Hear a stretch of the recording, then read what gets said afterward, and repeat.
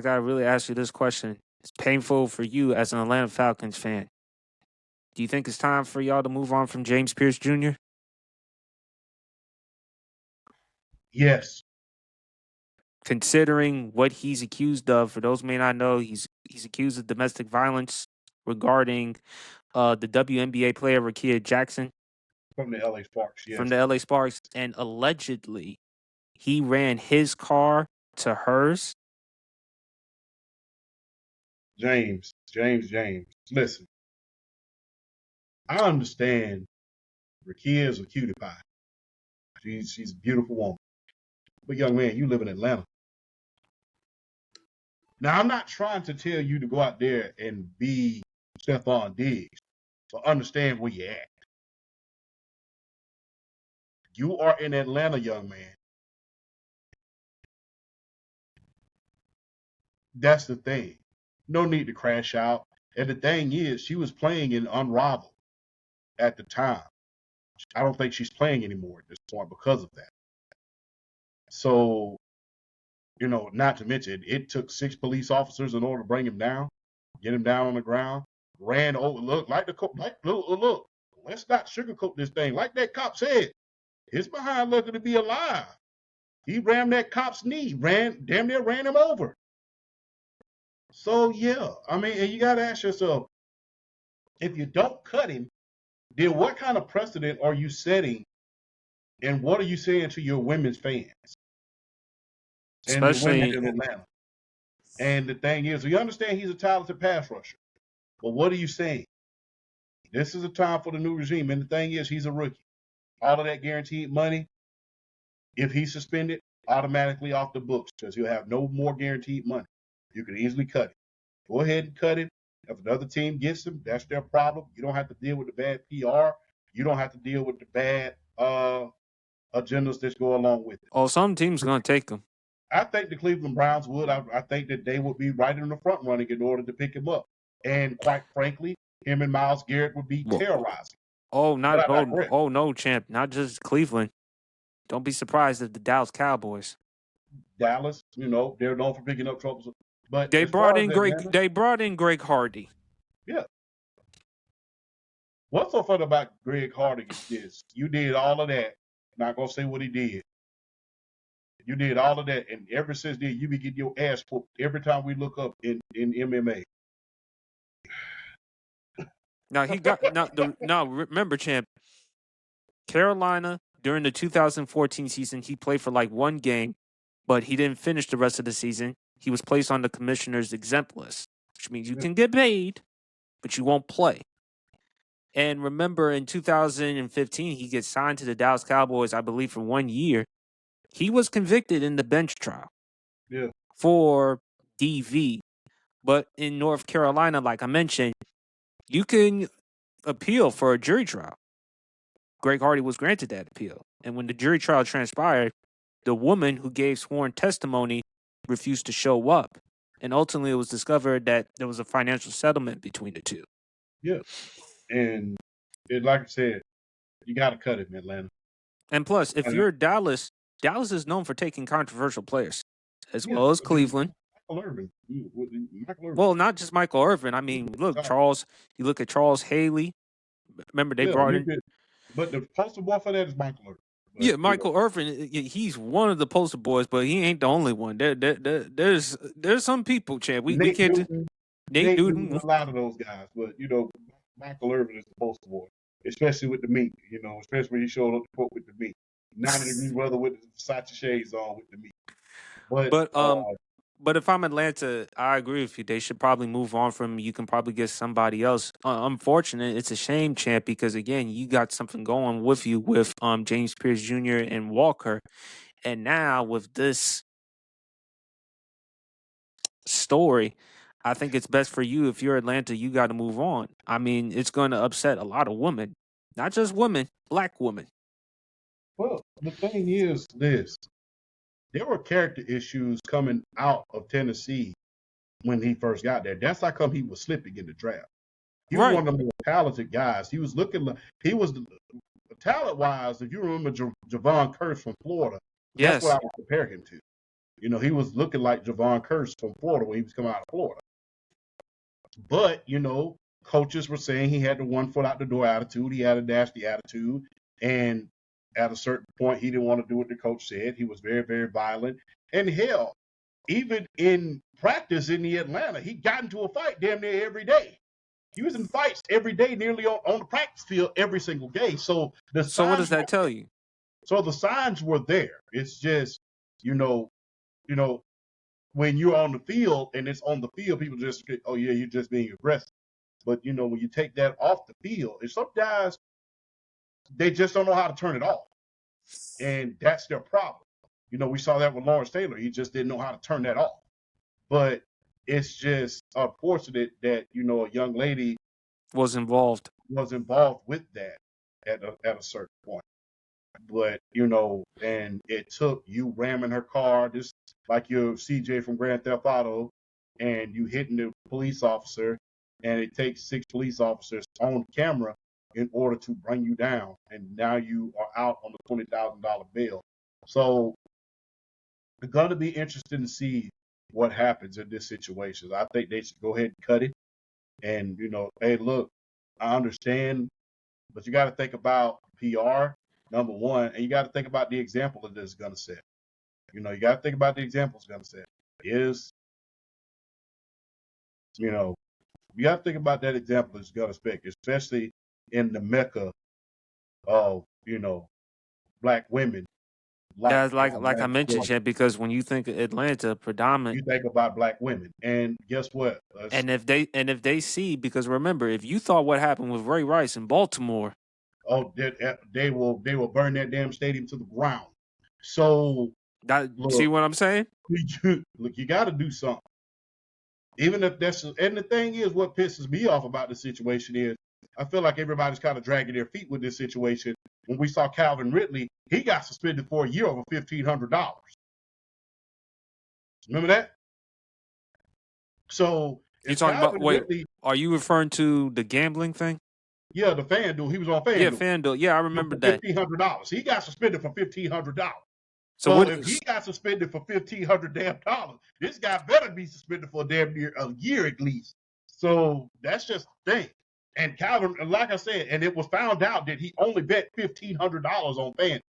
Mm-hmm. And so if he got $1,500 and he got suspended for that, then this guy better not get anything less than a damn year. So I understand it's gambling, but which one is bad? The fact that I betted on something or I hit a young lady? Well, obviously. Well, I think Roger Goodell knows what he has to do. He can't make the exact mistake he made with Ray Rice because remember, initially he gave Ray Rice a 2-game suspension until the tape, and then that tape came out, and that was a black eye. That's terrible, and that's when the DD policy got invented by the NFL. Yeah, the first, they put it in the protocol. First violation for the league's personal conduct policy warrants a 6-game suspension without pay. And look, Commissioner Goodell, he has absolute power. Yeah. So, look, I think Goodell, I don't know what he's going to do with James Pearce Jr. I mean, is he going to be suspended or placed on the commissioner's exempt list? So it's not just with Atlanta, it's with the NFL. What you going to do, Roger Goodell? Suspend him for a year.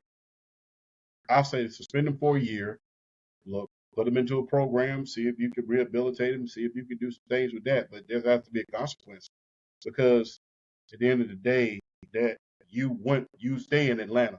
You went all the way to Miami in order to,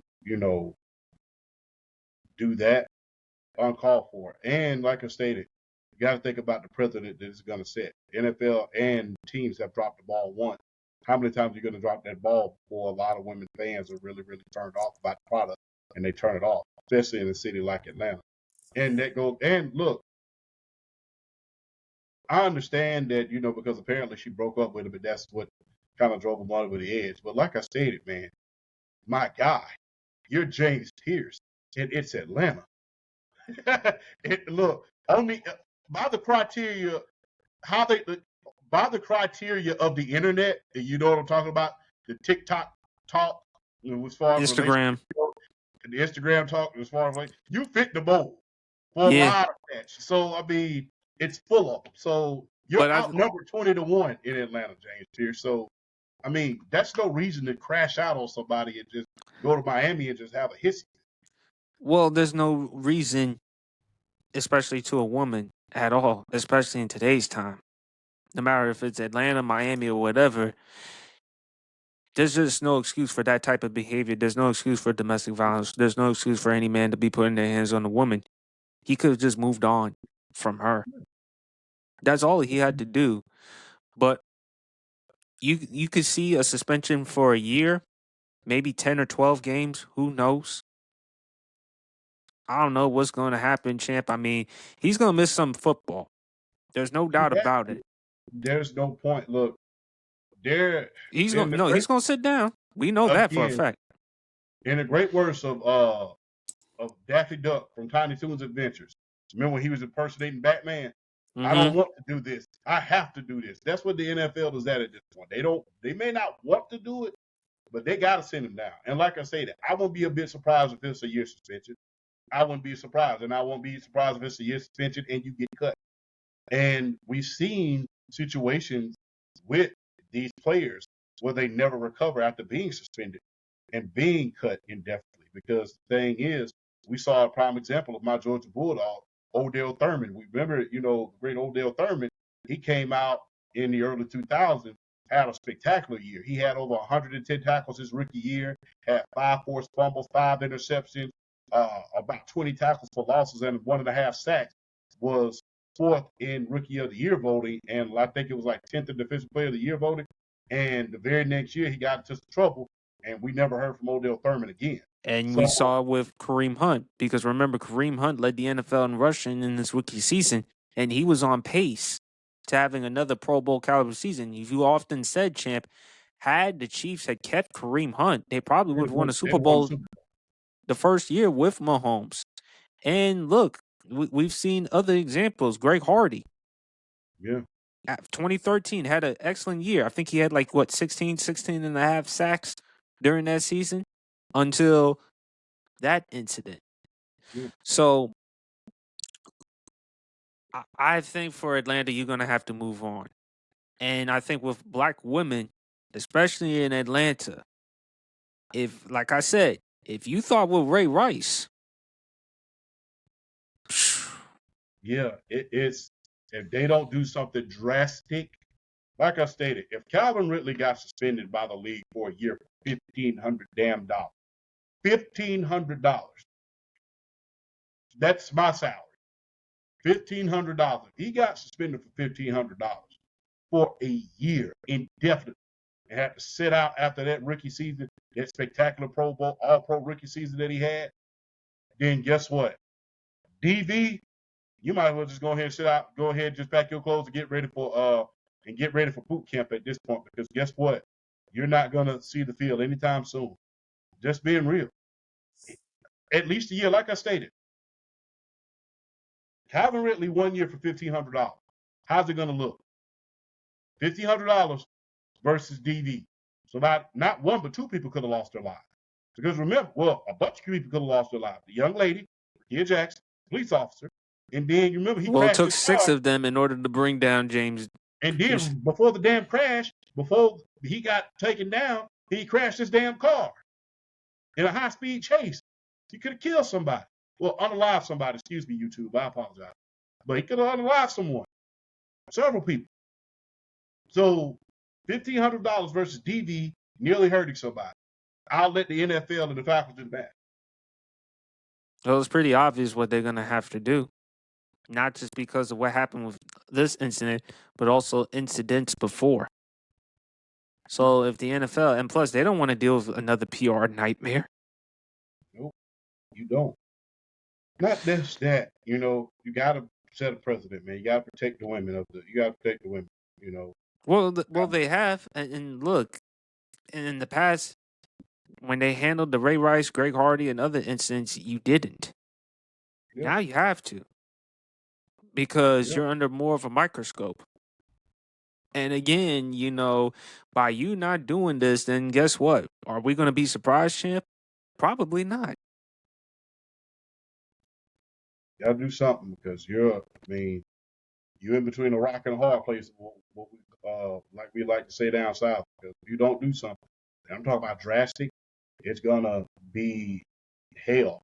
And look, I'm just gonna be real. I never forget. I put the story out on uh, TikTok. I never forget one of my fellow Atlanta fans. I forget her name. Uh, she calls herself Prime on TikTok. He said how they handle this situation is going to determine if I keep my season ticket. So fans are already looking, especially women fans, are already looking to see how he's going to handle it, how the NFL and the Atlanta Falcons are going to handle this situation. And the best player in franchise history is now in charge of that franchise. You got to ask yourself, what's going to happen? Are you going to set the president, or are you going to tell the fan that you've already had trouble connecting to even during your playing days that, okay, he served his time. Let's get on with this. We got to win a football game. What is going to be more important? I believe James Pearce Jr., he's still going to have a football career, champ, because of how young he is and how talented he is. And at the end of the day, it's all about talent and production. Reason why Kareem Hunt was still able to play in the NFL because, again, he was 22, 23 years old at the time of that incident when the Chiefs decided to let him go. So it just tells you when the production is high, so is tolerance. Yeah. But when the moment production slips, that's when you're out of here. That was one of the reasons why Ray Rice was no longer in the NFL. Not to mention Antonio Brown. Well, hey, I don't want to compare Antonio Brown to Ray Rice. I mean, A bad example by myself. Sorry to the people in TV land, but that was yeah, the only the example. reason no, that's all good. But the reason why I didn't want to use that example because Antonio Brown, we talk about guys who can't get right with Rashee Rice. He's the example. He's the epitome because opportunity after opportunity after opportunity. Pittsburgh, Oakland, New England, Tampa. You said it yourself. You wouldn't even allow Antonio Brown to come live with you, let alone build a tent outside your own place. No, he can't. No.